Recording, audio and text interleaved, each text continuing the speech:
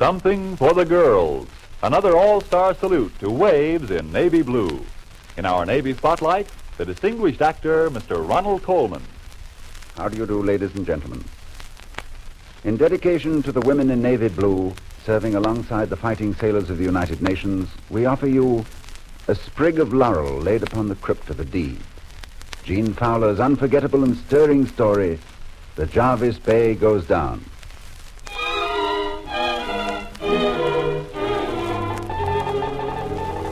Bulletin from the London Bureau of Associated Press, November 6, 1940. The Admiralty reports the sinking of HMS Jarvis Bay while on convoy duty in mid-Atlantic.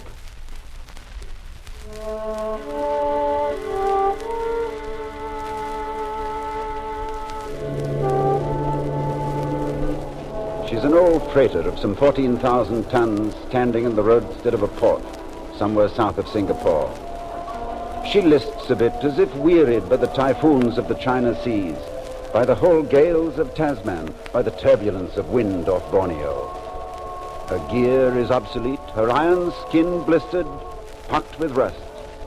Her engines are rheumatic, and her sawtooth screw will yield less 14 knots. She is the old Jarvis Bay, of Australian registry, resting between tides from her obscure drudgeries somewhere south of Singapore. She nods at her mooring cables, head bent to the dry monsoon. The Jarvis Bay is nodding, half asleep, when a gig draws alongside, and there is brought aboard, solemnly, a flag with a blue field, a storied ensign, emblem of Britain's naval reserve. This of itself becomes a rousing circumstance to one so frowsed, so drably sleeping somewhere south of Singapore. Up the starboard ladderway there comes a new master, puffing somewhat with middle age. He looks about, he looks above, below, forward, aft he peers. His is the manner of a man recapturing a memory. I'm on a ship again. My ship. The boards creak, the smell of tar and oil. Everything the same except myself. He is Fogarty Fagan, called from retirement to command the Jarvis Bay. For 10 years, Fogarty Fagan has walked in his English garden, watching the roses bud, the violets bloom, enjoying each miracle of season that brings white blossoms to the hawthorn hedge. But now he has left his barrow and his slips to bring the storied ensign with its blue field, blue as the violets of his garden, bringing it from afar to the old Jarvis Bay. All right. Let's be at it. Lively, men. His voice rolls against the breakwater. His big hands grasp the teakwood rail. He swears a bit, and finally the Jarvis Bay awakens. Soon, a battery is supplied, a small one, guns of 5-inch caliber. Then, with 100 young reservists for her crew, the Jarvis Bay puts out to sea from somewhere south of Singapore. Captain Fogarty Fagan has a distant rendezvous with other old masters, summoned from retirement, called by their king from their little farms, from their office stools, from their fireside chairs, from the cities and the shires. For threefold war, earth, sky, sea, beggars the world. Ships go down, each day go down, and bottoms must be had to bear cargoes to Britain. Now, up comes the Jarvis Bay, up from tropical waters, through Suez, through the Strait of Gibraltar, out and across the Atlantic, and to the Americas. In a harbor of the north, and with brave haste, the old hulls are laded to their loading lines with cargoes for Britain.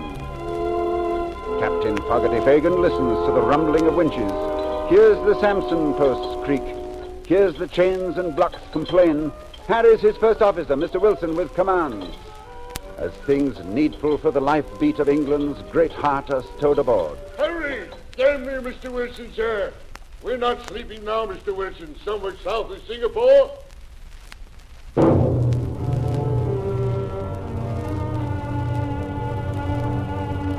From a Canadian bay, from behind the fog bank of November dawn, a convoy line puts out. 38 ships put out to sea with cargoes for Britain. 10,000 cases of powdered milk, 200 truckloads Red Cross supplies, 400 cases vitamin concentrate, A consignment to help sustain the lifeblood of England. 100 cases surgical instruments, blood plasma, wool blankets. Goods to provision an isle that for 1,000 years has prized the freedom and the dignity of man. The gun crews of the Jarvis Bay sleep beside their battery. They seem young seminars with parka hoods, cowling their heads to keep out the cold sea rime. I can't sleep. Why not? I keep thinking about home. I just got married. Well, you better get some sleep then. You'll be home soon enough.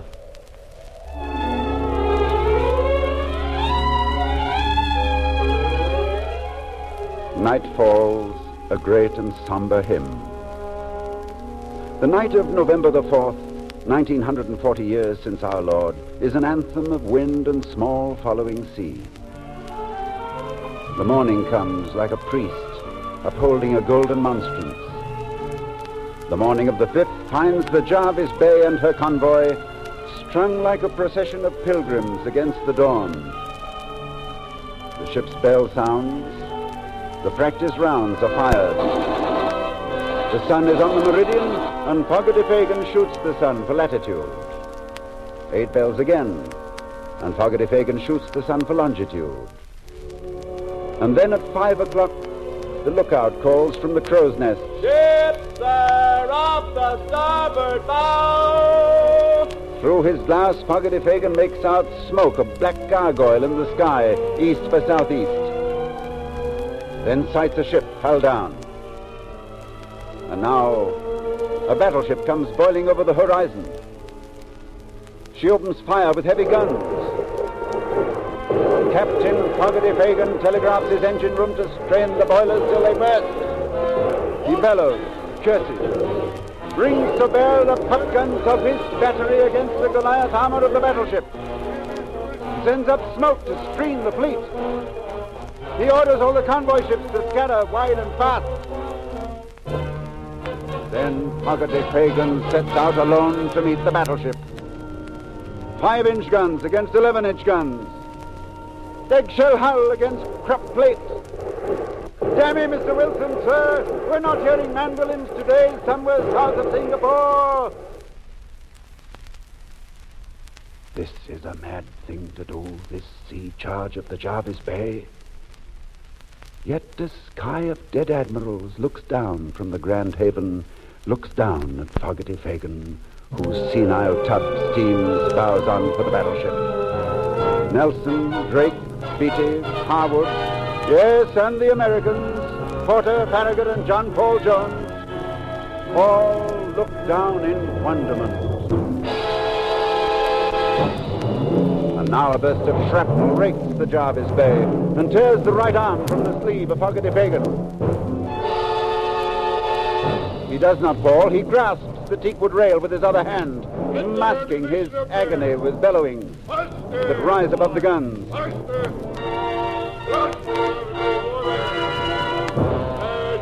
Nor will he let a tourniquet be placed upon the stump. He waves the stump. And Mr. Willson knows, and the sky of dead admirals know, that if a hand were there, it would be making a great fist. Still steaming toward the battleship, Fogarty Fagan keeps his little guns ablast. The eyes of the setters and of the pointers grow black and blue from the recoils, their eardrums dead. The salvo comes with the top roll of the battleship. And now the ensign, emblem with the blue field, is shot away. Enraged, bloody, rocking on his heels, Fogarty Fagan roars, "Hoist another ensign, damn you, Mr. Willson, sir! Hoist another flag that we may fight as Englishmen!"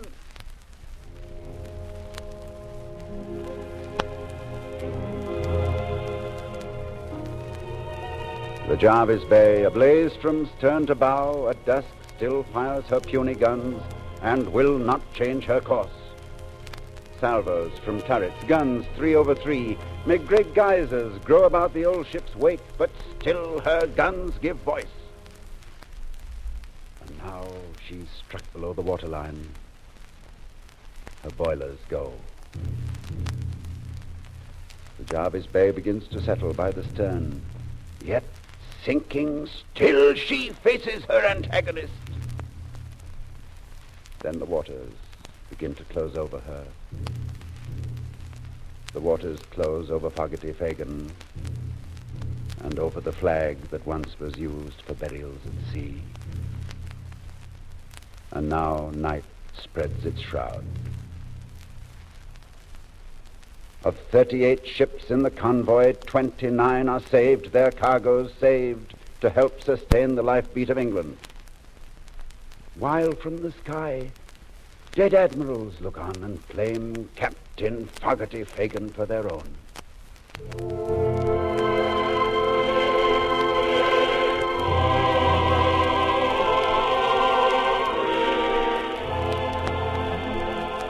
The Jarvis Bay goes down. Goes down as no mere casualty of storm, to rust out fathoms deep in common grave with sisters unremembered by the years.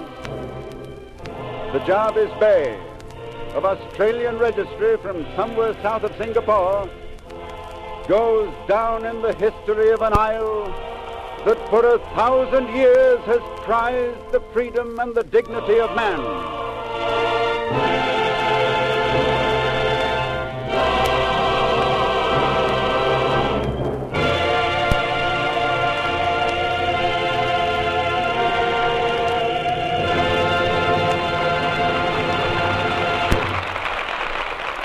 Friends, the Jarvis Bay is a symbol of America.